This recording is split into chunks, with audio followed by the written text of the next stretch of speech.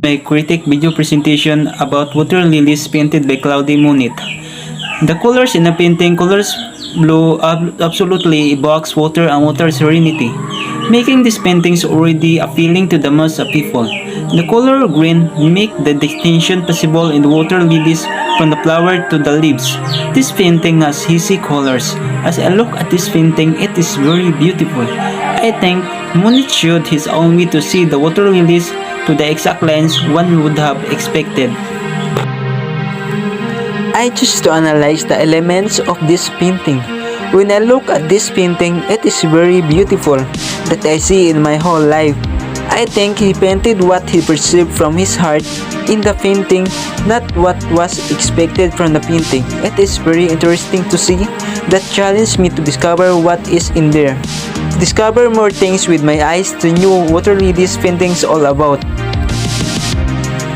Over the last 3 decades of his life, in one ambitious canvas after another, Claude Monet sat before the lily fund had created in his Giverny garden and captured. Monet painted what he saw, not what most people expecting in the painting. Monet's water lilies so popular over the last 3 decades of his life. Claude Monet devoted himself to water lilies. The water lilies was a series of approximately 250 oil paintings.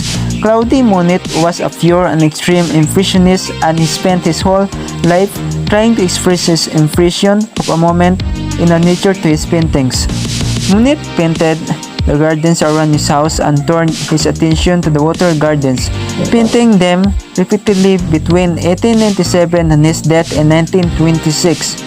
To facilitate his work, he had a large studio built in his garden measuring some 12 by 24 meters, 40 by 80 feet, which enabled him to paint his huge water lily canvas. This monumental work from French painting are seen some of the most important contributions of modern art. In 1883, he rented a house at Giverny, 50 miles from Paris. 7 years later, he bought a house and shortly afterwards, in 1893, purchased a meadow near the property which contained a pond fed by the Roe River. He hired at least 6 gardeners who gradually shifted the meadow into the garden of the coneflowers and water lilies especially imported to Japan. One of the gardeners was hired especially to maintain the lilies in such a way as to suit Monet's painting, and as early 1901, Monet admitted this landscape of water and reflections have become an obsession. This uses of lines incredibly makes the shape of the lilies become real and gives a perspective to the painting, creating real space and real fun. The mix and the use of lines in water lilies are strategically aligned, starting in a painting from left and going up to the right to give a sensation of movement. In the upper part of the paintings, we find lines and make hole in the water by carving in the round form. This can be accomplished with the thick strokes used by Monet to form from lines. In the middle part, the lines are overlapped, repeated, and combined with each other. These lines form of water lilies and are organized in a slope road going up. The round shape of the water lilies are bunched together, forming the elliptical background on the upper part of the paintings, creating hiding place.